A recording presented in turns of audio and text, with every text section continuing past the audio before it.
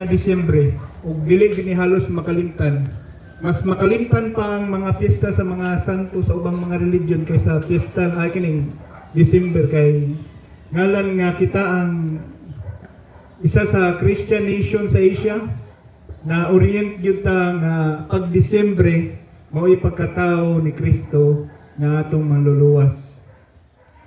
Ug tanan nasayod nga ang Disyembre daghan og bonus, daghang mga material nga mga butang nga atong mga dawat kay kining material nga mga butang expression man ni siya sa gugma in a natural way.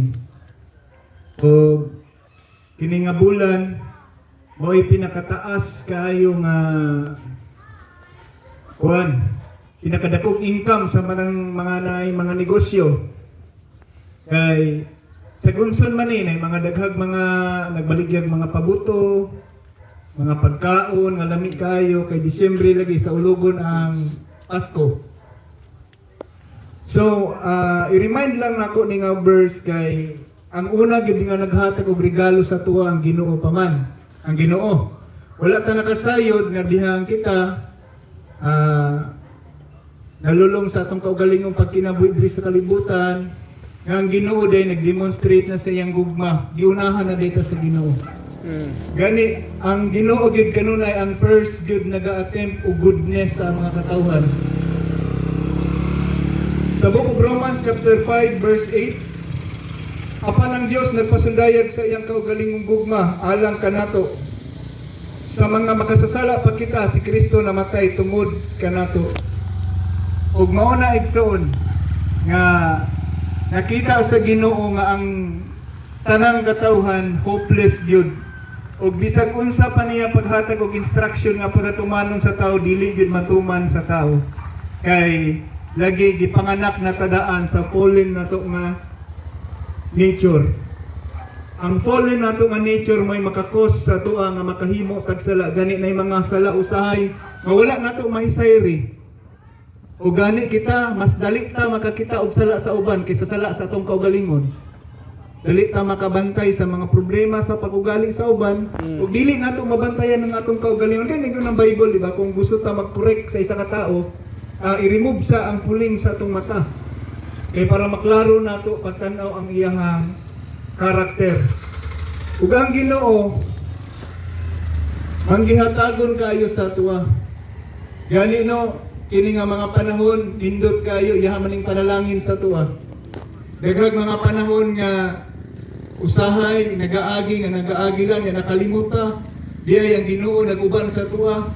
Gani, mga panahon nga, pag-ulang ko ng Kristohanon, na-remember na ako, mga igsoon, kung nakahinumdum mo atong airport bombing sa una, pasig nakalimot mo atong mga panahon na nga ang airport, bumbahan siya. That was March 4, 2003. Na-realize na ko mga igsoon katong panahon na nag-bike ko kaingon sa airport, mag-bike ko kay mao gyud ng mga time mga nisikat kayo ang mountain bike ana karon. Niabot ang time nga gibumbahan ng airport kanang kanang airport diha naman ni agianan sa una. Diya sa Banggoy pasatas airport niya karon. Nagbike ko ana paingon dito niya ang akong gusto ko musuroy gyud sa airport kay dugay na ko wala nakakita. Ug ang akong gusto bisitahan katong dako kayo nga waiting shed dito. Ug karon unsay pamaagi sa Ginoo? Unsa gid siya kamayo sa akong kinabuhi? Gibati ko kagutong pag-abot nako sa crossing sa Marla. Karon niliko na lang ko wala na lang ko ni diretso kadto sa airport kay hapit mag-alas 5 naman. Niliko ko paingon sa balay sa akong auntie kay duol lang man ko ang balay sa akong auntie atong time. Pag-abri na ko sa kaldero, maogi pagbuto sa bomba nga gibutang sa waiting shed. O gani, makita na itong ebidensya atong time nga ang waiting shed nga gusto na itong tambayan, kalangkat ang ato, o daghang kay nangaangol ato. Isa na ko nga naka-remember nga giproteksyonan giday ko sa Ginoo kay kung gipatuyangan pa nako ang akong gusto nga mo ato gid anang lugar, atong lugar sa airport, siguro wala na ko nagsulti. Ay tungod sa inyo sa kaayuhan sa Ginoo. Ingon ana kamaayo ang Ginoo sa atong mga kinabuhi mga igsoon. Amen. Nag-una na siyang daan sa ato. Gilikay ta niya sa mga butang nga posible mahitabo sa to tungod kay nagapanalangin sa to, naguna na siya, ginaproteksyonan ta niya. Mao nang niabuta sa atong pangidad ngayon ani karon.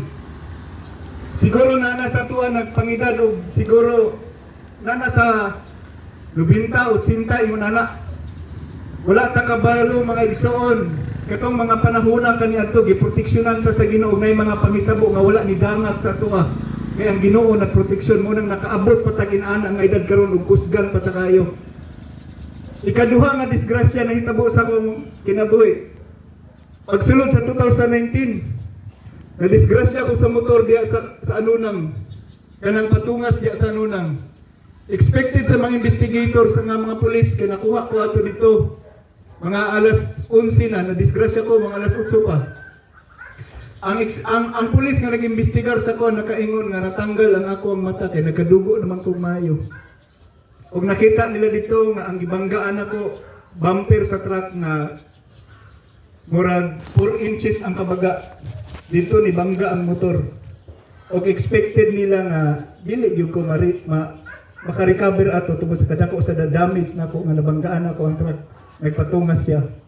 Karon sa kaluoy o grasya sa Ginoo, nakita ninyo karon nga nagsulti pa ko sa kamayo sa Ginoo. Amen. O gani, pagtanaw sa X-ray sa akong dughan, nakita nila nga naalay mga gamay nga fracture.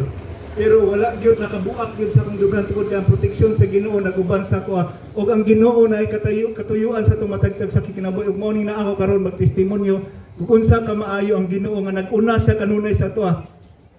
Unang nakaabuta sa atong mga pamidad karon wala ta kay balo kaniadto sa mga nanglabay nato nga mga adlaw ang Ginoo nagproteksyon kay nato. Kay gani nag-execute kanunay ang Ginoo pagka maayo sa tanan. Siya mismo ang naghatag og gani giawhag ko kamo sa pagpaminaw kay nganuman ang Ginoo naghatag og dakong panalangin sa tuwa.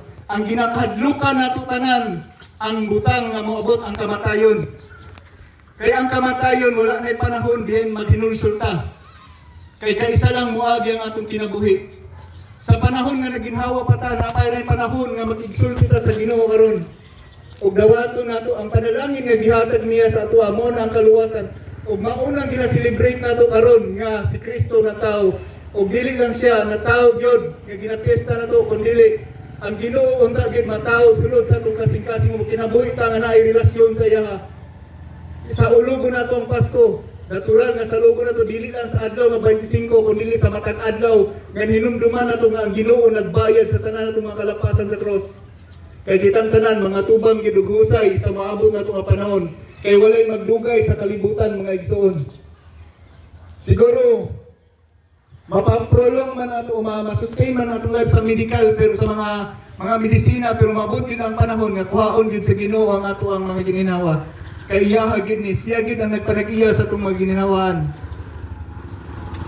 Ug mao na mga igsoon ang pinakadako nga grasya nga gihatag ug pinakadako nga gasa nga gihatag karon nga gihanyag niya sa mga tao. The only thing ang antidote sa kamatayon matambalan ang pagkatao ni Jesus. Mga tao siya diri sa sulod sa atong kasing-kasing.